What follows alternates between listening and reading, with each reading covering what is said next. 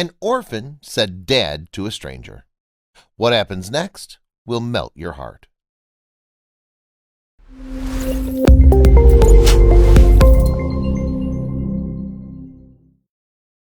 But before we start, please take a moment to give this video a like, subscribe to Happy World, and hit the bell so you'll never miss these great stories. Life can sometimes be harsh, and the only people who can relate to our suffering and pain are the ones who went through the same thing. This is what happened for a boy who was in a hospital room recovering from a fatal injury. The boy, Sarubi, opened his eyes and looked around, and the first thing he saw was a young doctor standing by his bed. Sarubi looked at the doctor for a while. Then the first thing that came out of his mouth was Dad. That word changed the lives of both Sarubi and the doctor who was tearfully looking at him. Our story started in Ireland, where a baby boy named Brian Siam was born to a wealthy Catholic family that engulfed with all the care and love they could offer. Brian enjoyed a stable and happy childhood full of promises, up until the day his life went upside down. At that time, Ireland was in the middle of a bloody civil war between state forces and armed insurgent groups.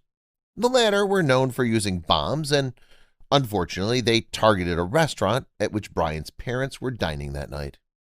The news of Brian's parents' death triggered a series of events that altered Brian's happiness into utter misery. The nightmare started when the little boy found himself in the custody of the government as he was placed at a juvenile center, as the quality of life was so poor.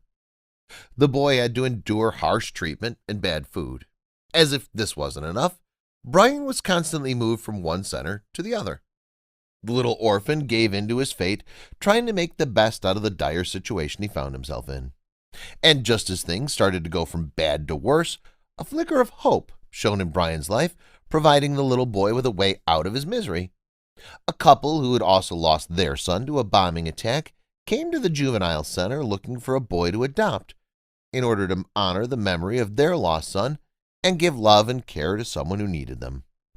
They moved from center to the other looking for a potential candidate, and when they learned about Brian and how he ended up the orphan, the couple instantly connected with the little fair-haired boy and instantly started adoption procedure.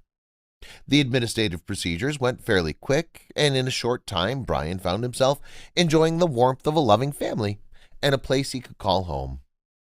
The future finally seemed brighter for the little boy as his adoptive parents indulged him with love and care that he missed since his parents passed away. In such nurturing environment, Brian's brilliance shone as he excelled at his studies and showed an unmatched hunger for learning and improving himself. Brian studied hard to fulfill his ultimate dream, and that's being a doctor who would help his society.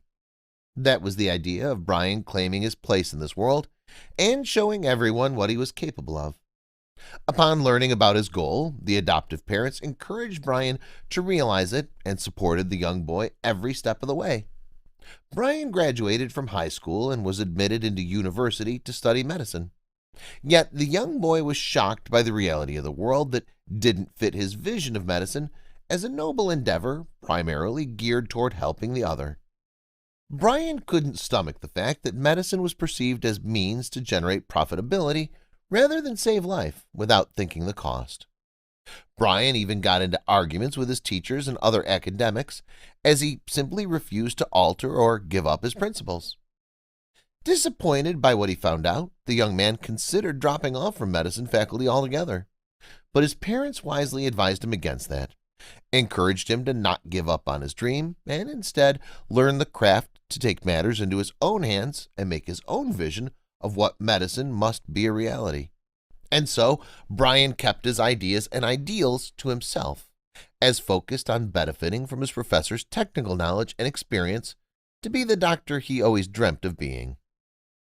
Years passed by, and our young man graduated as the top of his class after he aced all the theoretical and practical tests, and in recognition to his excellence, Brian was offered a managerial position at a local hospital, despite his young age and recent graduation. The position came with a high salary and several generous perks. Yet the man wasn't a fan of bureaucratic position, where he had to spend his time between meetings and signing documents. Plus, the local health sector was already doing well, and he had nothing to offer to improve things, and so he turned down the offer. Brian sought out an opportunity that would allow him to bring some change to the world and improve other people's lives, and that materialized when he joined the International Red Cross. Brian's parents, who were always supportive of his decisions, this time they didn't approve his decisions, as they thought their son was wasting an opportunity to get a job that would help him secure his future. Things escalated between Brian and his parents as they argued about the matter day after day, yet the young man refused to change his mind and held on to his decision. Eventually, the parents yielded to Brian's choice, as he finally could do what he's always dreamt of, albeit for a very low salary. Yet Brian enjoyed traveling around and helping people of all sorts of life and from all different places. Brian took parts in all the International Red Cross activities, from vaccination campaigns to providing free medical services at deprived rural areas. The young doctor enjoyed every moment he spent volunteering and helping the others, and when an opportunity to do even more came by, he made sure not to miss it. A mission to fight hunger in Africa was announced by the International Red Cross, and Brian didn't think twice, as he immediately volunteered and was accepted as part of the mission. This time around, Brian's relationship with his parents hit an all-time low, as his parents couldn't believe that their son is traveling to another continent thousands of miles away to put himself in danger just to help other people. Despite his mother's tears and his father's heartfelt pleas, Brian packed up and flew to Africa, where he spent 6 years. Years that were the most difficult in his life, as he witnessed the devastating horrors of war and deprivation firsthand. Yet they were also the most fulfilling, as Brian was there realizing his dream on a daily basis by saving lives and helping people who desperately needed him and other volunteers like him. Fully dedicated to his cause, Brian couldn't help it but feeling guilty for all the privileges growing up enjoying, and yet thinking that his life was difficult. What Brian witnessed throughout his mission on the African continent couldn't be depicted by news reports or documentaries. The continent was torn by wars and devastated by corruption and defective government. People there dreamt of peace and some food to relieve their hunger. Brian was on his way back to the camp after a day he spent at a medical center, vaccinating and examining school children. As he passed by a car on the road, he saw a child laying motionless on the back seat and instantly knew that something was wrong with him, and he started shouting to the car driver to stop. Once the driver of the car carrying the kid pulled over, Brian did the same and jumped out of his service car and rushed towards the kid. Upon initial examination, it turned out that the kid was unresponsive, yet he was still breathing. Brian gave him the necessary first aids when he put him in the car and rushed towards the nearest hospital. Brian rushed into the hospital carrying the child between his arms and shouting for urgent medical help, and the kid was immediately admitted into the hospital and examined by the medical team there. The kid spent days in the hospital without waking up, and Brian visited him every single day to check on him. Throughout that time, Brian discovered the story of Sarubi, the kid he rescued.